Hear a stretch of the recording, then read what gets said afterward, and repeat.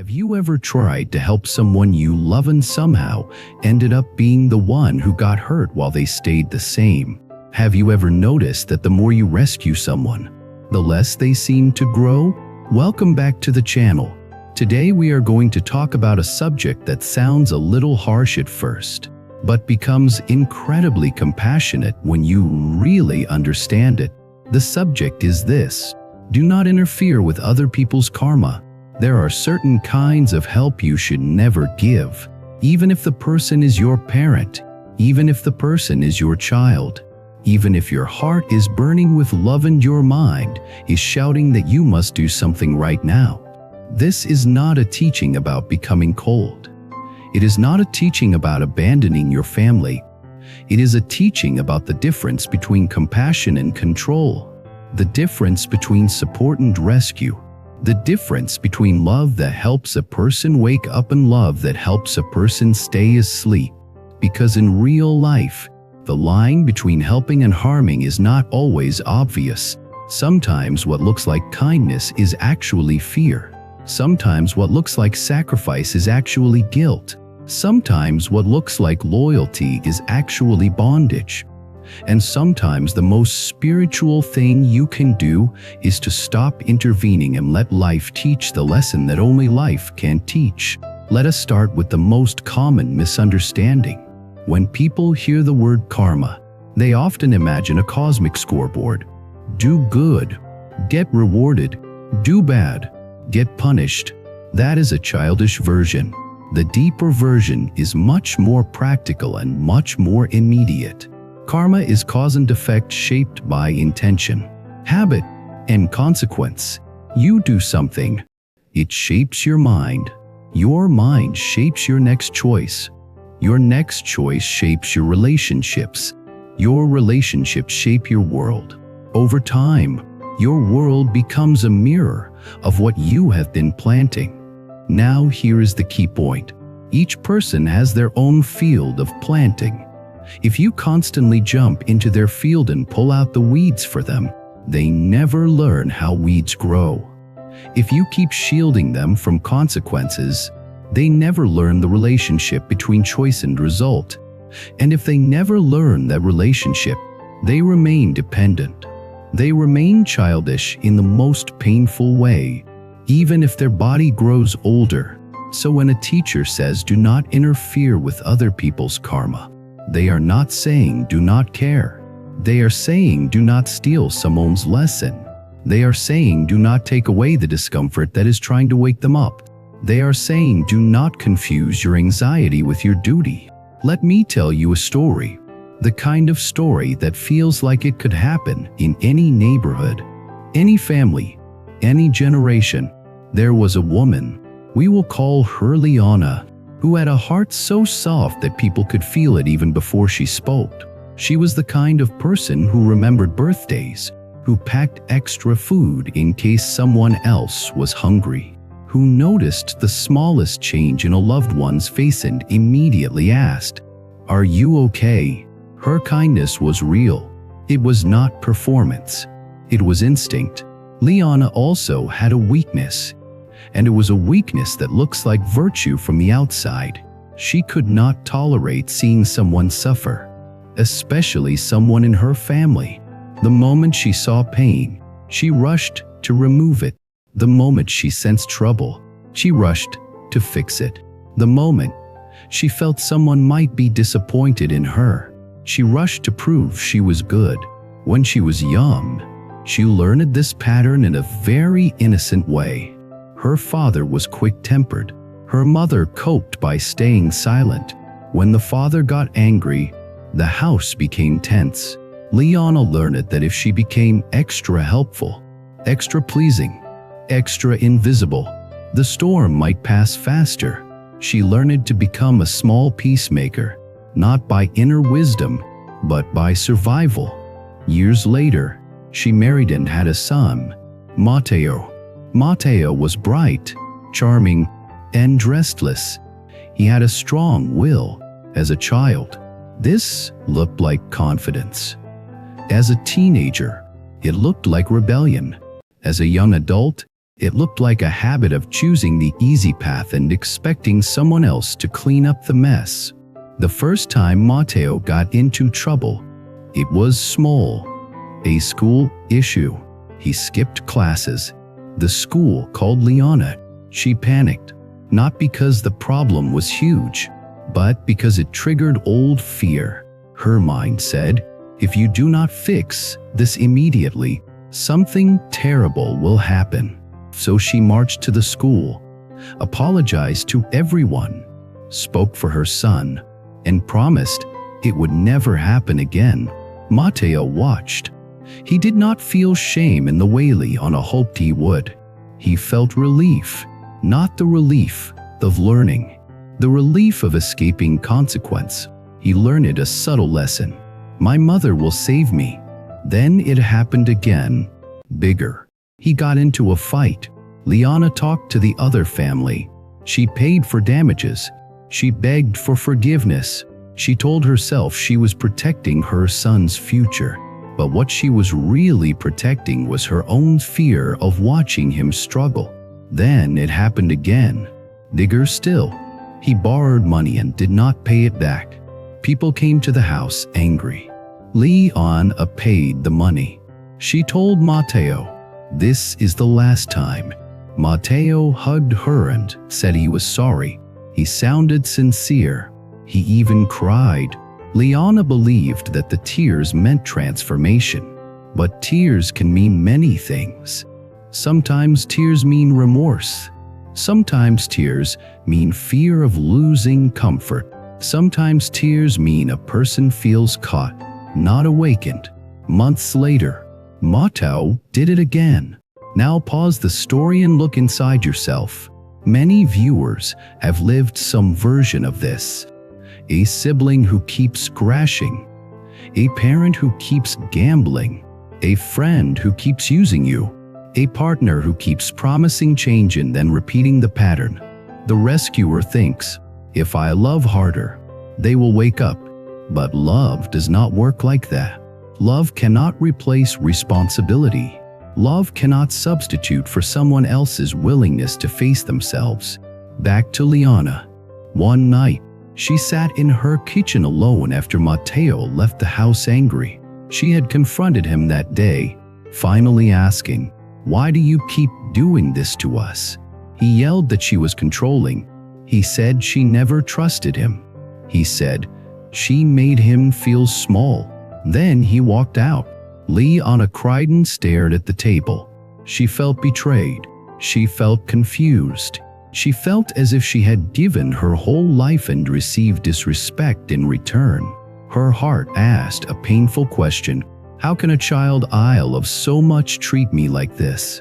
In the middle of the night, she remembered an old neighbor, an elderly woman who used to sit outside and watch the street quietly. People called the woman strange because she did not gossip much. She did not chase drama. She smiled at children but did not offer advice unless asked. There was a steadiness in her that made people feel exposed and comforted at the same time. Liana went to visit her the next day. The elderly woman listened to the entire story. She did not interrupt. When Liana finished, she expected the woman to say, "Your son is ungrateful," or "Your son is bad," or "Your son is a burden." Many people would say that, but the woman did not. The woman said, "Your son is not your enemy. Your fear is." Liana felt offended. She said, "I am not afraid. I am a mother." The woman nodded. She said, "A mother can love and still be afraid. Love is not the problem. The problem is when fear disguises itself as love and makes you interfere with lessons that must be learned through consequence." Liana shook her head. She said, "If I do not help him, he will fall." The woman said, "Yes, he will fall. And falling is sometimes the only way a person learns to stand." Liana whispered, "But what if he never gets up?" The woman looked at her kindly and said, "Then he will never get up while you keep holding him upright. You have been carrying him like a child. And he has been acting like a child because you keep giving him the benefits of being a child without the discipline of becoming an adult. That sentence hit Liana like a bell in a quiet temple. The woman continued, "There is help that supports growth, and there is help that supports addiction to comfort. There is compassion that strengthens a person, and there is compassion that weakens them. Do you know the difference?" Liana said, "I do not." The woman said, "Help that strengthens someone respects their responsibility. It may offer guidance, opportunity, and love, but it does not remove consequence. Help that weakens someone removes consequence and then calls it kindness. But consequence is not cruelty. Consequence is karma doing its teaching." Then the woman said the line that changed Liana. "Do not interfere with other people's karma, even if they are your child, even if they are your parent, especially if they are your child or your parent, because family bonds make the interference stronger and the suffering deeper." Liana left the house shaken. For days, she could not stop thinking. She kept remembering every time she saved Mateo. She realized she did not just save him from pain, she saved him from awakening. Now, before we go further, I want to make something very clear. Not interfering does not mean you let someone harm others. Not interfering does not mean you ignore danger. Not interfering does not mean you refuse to help when someone is truly trying to change. It means you stop being the system that allows the pattern to continue. It means you stop giving money that feeds addiction. It means you stop lying to cover someone's lies. It means you stop taking responsibility for choices you did not make.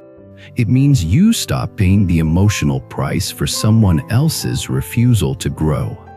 In spiritual language, this is not abandonment. This is wisdom. This is compassion with a spine. Now let us widen the story, because the teaching is not only about children. It is also about parents. Many people carry a heavy karmic knot with their parents. Some parents sacrificed a lot, and the child feels obligated forever. Some parents manipulated with guilt, saying, "After all I did for you, how can you say no?"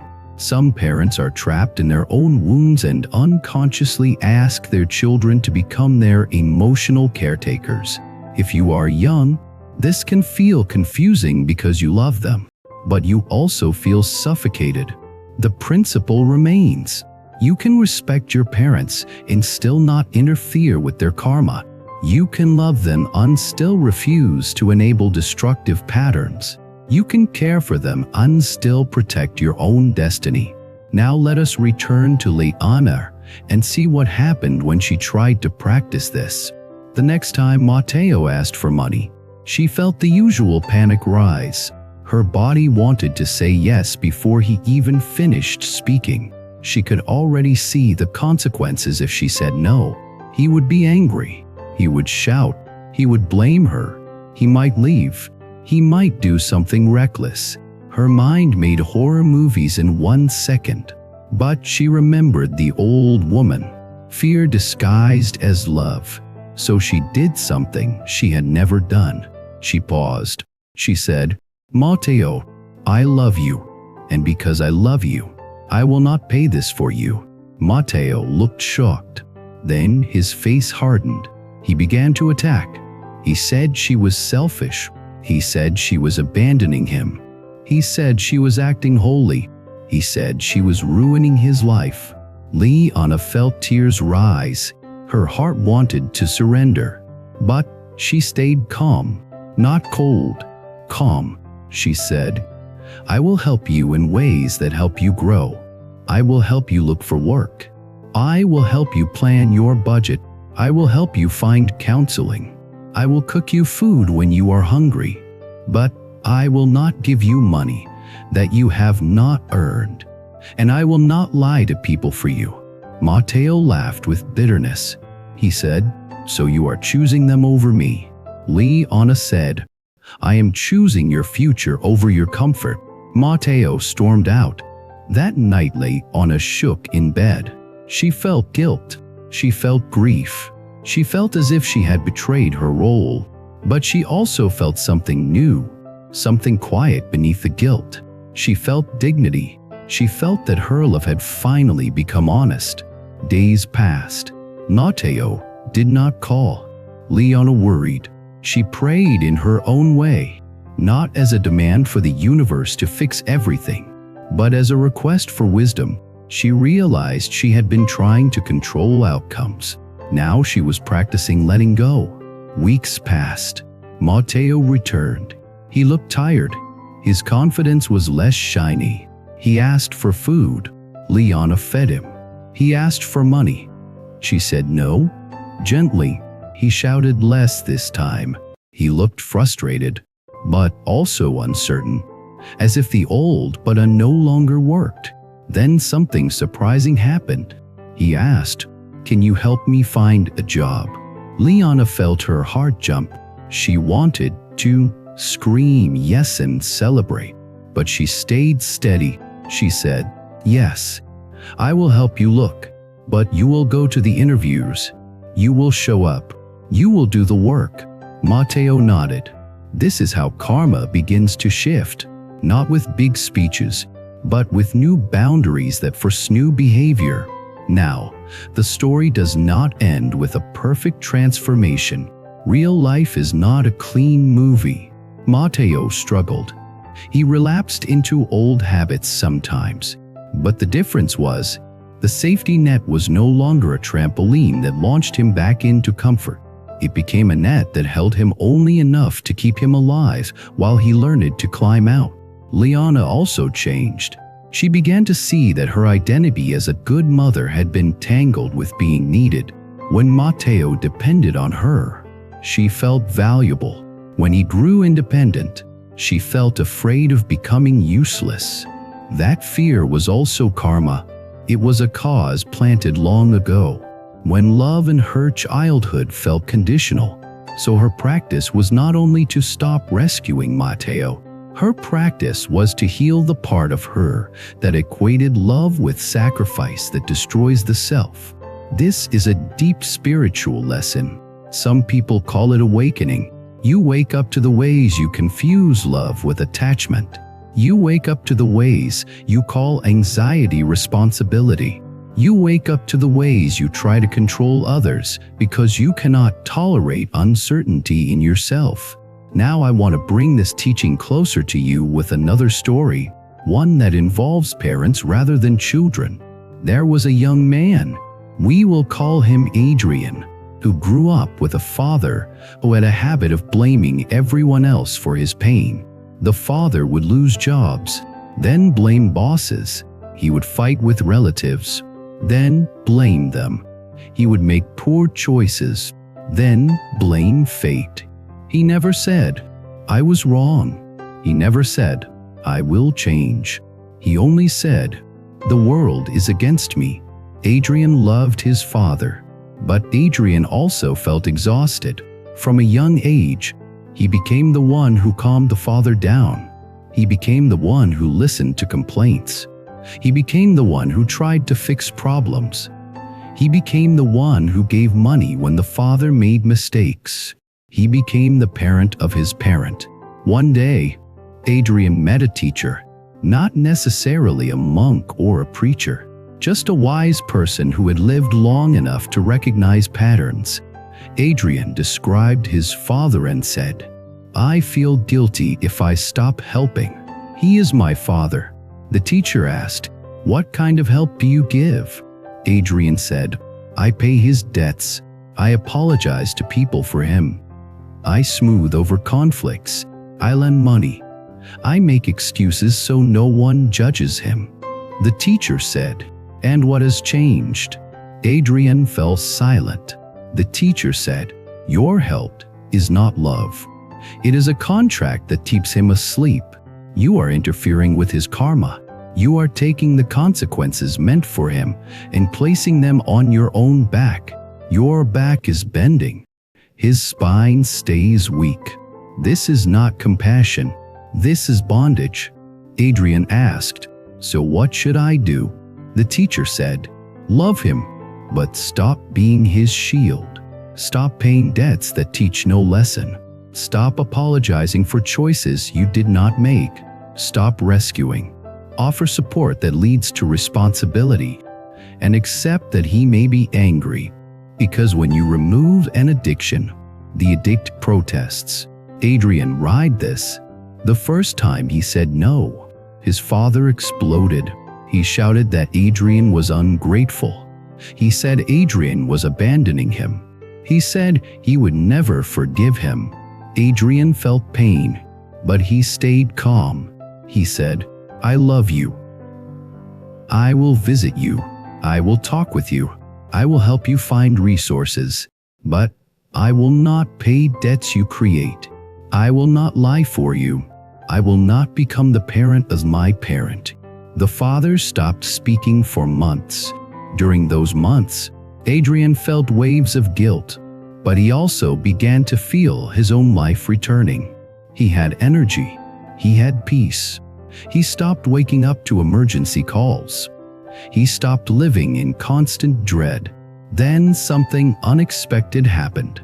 The father, forced to face consequences, began to change in small ways, not because Adrian controlled him, but because reality finally had access to him. Reality is a strict teacher, but it is also fair. It teaches through consequence, not through insult. The father did not become perfect, but he became more honest. And even if he never changed, Adrian had already learned the key spiritual lesson. You can love someone and still refuse to carry their karma. Now, you might be thinking, this sounds cruel. What if the person really cannot help it? What if they are sick? What if they are mentally struggling? What if they are in danger? This is where wisdom must be subtle. There are times when a person needs care that is not about teaching a lesson, but about preserving life. If someone is in immediate danger, you help. If someone is sick, you care. If someone is suffering in a way that is beyond their control, compassion responds. But even then, compassion does not have to become enabling. You can support a person while still holding boundaries. You can offer resources while still refusing manipulation. You can be present while still refusing to be used. The heart of the teaching is intention and consequence. Ask yourself, is my help reducing suffering in a way that supports growth? Or is my help reducing discomfort in a way that supports repetition? If your help keeps the harmful pattern alive, it is interference. And interference creates karma for you too, because when you repeatedly enable harm, you plant the seeds of resentment, exhaustion, and loss of self-respect. Eventually you become bitter and then you blame the person you rescued. This is tragic because you think you were doing good, but the result becomes poison. So the teaching is actually protective. It protects you and it protects them. Now let us go deeper into the spiritual mechanics. Why is it so hard not to interfere? Because we confuse love with control. Control feels like safety.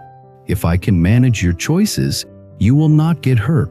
If you do not get hurt, I will not have to feel my fear. So the rescuing is not only for them, it is for you. It is your attempt to manage your own anxiety by managing their life. This is why the teaching is about awakening. Awakening is noticing the hidden motives in the mind. It is seeing the subtle place where compassion turns into ego. Ego says, I must be the savior. Ego says, I must be needed. Ego says, if they fail, I fail. But reality does not work like that. Each person walks their path. You can walk beside them. You cannot walk for them. In Buddhism, there is a powerful image. When you see someone drowning, you do not jump into the water in a way that makes both of you drown. You offer a rope. You stabilize yourself. You act wisely. That is compassion. Foolish rescue is not compassion. Foolish rescue is emotional impulse. In Tao wisdom, forcing creates resistance. If you keep forcing a person into your idea of what they should be, they resist, and the relationship becomes a battlefield. The way is softer and stronger. It allows the person to meet consequence naturally. It offers guidance without gripping. Now let us talk about a few types of help that are especially dangerous, not as a list, but as a set of scenes you might recognize. Imagine someone who repeatedly hurts others with words, then says, "That is just my personality." If you apologize for them, you help them avoid the shame that could lead to change. If you stop apologizing and let people distance themselves, the person finally meets the truth. Their behavior has a cost. That cost can wake them up. Imagine someone who keeps making risky choices, then expects you to clean up. If you clean up every time, you become the hidden engine of their irresponsibility. If you refuse, they either learn or they collapse. Either outcome is their karma. Your job is not to prevent every collapse. Your job is to act with wisdom so your compassion does not become a trap. Imagine a parent who uses guilt like a chain. They say, "I raised you, so you owe me everything." If you obey out of fear, you teach them that guilt works. If you refuse gently, you teach them that love cannot be demanded. They may be angry. Let them be angry. Their anger is part of their karma. Your calm boundary is part of yours. Now, a very sensitive example. Imagine a child who refuses discipline and then cries to escape consequence. Parents who cannot tolerate tears often rescue. They remove the consequence. The child learns. Tears control adults. Later, the child becomes an adult who manipulates with emotion and collapses when life says no. This is why wise parenting is not constant comfort. Wise parenting is love plus boundary. Love plus consequence. Love plus teaching. So when the teaching says, even your parents or your children, it is pointing to the place where emotion is strongest and where interference is most tempting. Now I want to share a reflection that often creates a deep click in people. Sometimes the most compassionate thing you can do is allow someone to feel the discomfort they have earned. That sentence sounds hard, but it is compassionate because discomfort is the alarm that says, this path is wrong. If you silence the alarm, the person keeps walking into danger. Think of a hand touching fire. The pain is not evil. The pain is wisdom in the body. It says, stop. If you remove all pain, the hand burns deeper. Consequences are like that. They are the pain that says, stop, change, wake up. If you keep removing consequence, you keep allowing the burn. Now let us bring the teaching back to the inner heart, because the channel is not only about other people. It is about your own awakening.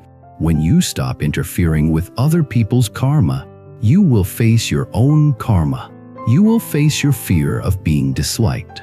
You will face your guilt. You will face your need to be needed. You will face your identity as the rescuer. You will face your discomfort with uncertainty. This is the real practice. This is where wisdom and compassion must be cultivated. A simple inner practice is this. When you feel the urge to rescue, pause and ask, what am I feeling right now? Often the answer is fear. Then ask, what am I afraid will happen if I do not rescue? Often the answer is, they will be angry, they will suffer, they will fail, people will judge me, I will feel like a bad person. Then ask, what kind of help supports responsibility? That question moves you from impulse into wisdom. And if you are young, this practice is powerful because it prevents you from becoming trapped in other people's dramas for decades. It teaches you to protect your destiny early. Your destiny is shaped by where your energy goes. If all your energy goes into rescuing people who refuse to change, you will wake up one day exhausted and resentful. But if your energy goes into cultivating wisdom, compassion, and steady boundaries, you will become someone who can help others in a way that truly helps. Now, you might wonder, how do I stay compassionate while not interfering? Here is the secret. Compassion is not doing everything. Compassion is wishing well and acting wisely. You can still listen. You can still encourage. You can still offer a path. You can still be present. But you do not remove the person's responsibility. You become a mirror rather than a shield. A mirror shows truth. A shield blocks consequence. Truth is awakening. Consequence is awakening. Both are uncomfortable, and both are compassionate. Now I want to close the story of Liana with something that matters. Years later, Matteo became more stable. He worked. He paid debts. He still struggled with pride, but he was no longer a permanent child. One day he told his mother, "I hated you when you stopped rescuing me. I thought you did not love me, but now I see that was the first time you truly respected me." Liana cried, not because she needed credit, but because she felt the karma shift. She felt the family destiny change. She felt that love had matured. She realized that interfering had been easier in the short term because it made her feel useful. Not interfering had been harder because it forced her to tolerate discomfort. But the long-term result was healing. This is the real meaning of the teaching. Do not touch another person's karma does not mean do not help. It means do not steal their lesson. Do not prevent their growth. Do not bind yourself to their patterns. Let karma teach where karma must teach. And let your compassion become wise. Thank you for spending this time with me. I want to hear from you. Have you ever helped someone and later realized the help became a trap? Have you ever set a boundary and felt guilty even though it was right? Share your story in the comments. Your honesty might give someone else permission to wake up. If you want more long teachings that blend real-life psychology with spiritual wisdom, please subscribe to the channel, like the video, and stay connected with this community. Your support keeps the channel alive and helps these teachings reach the people who need them. Until next time, keep your heart soft, keep your mind clear, and remember that true compassion does not interfere with the lessons that lead to awakening.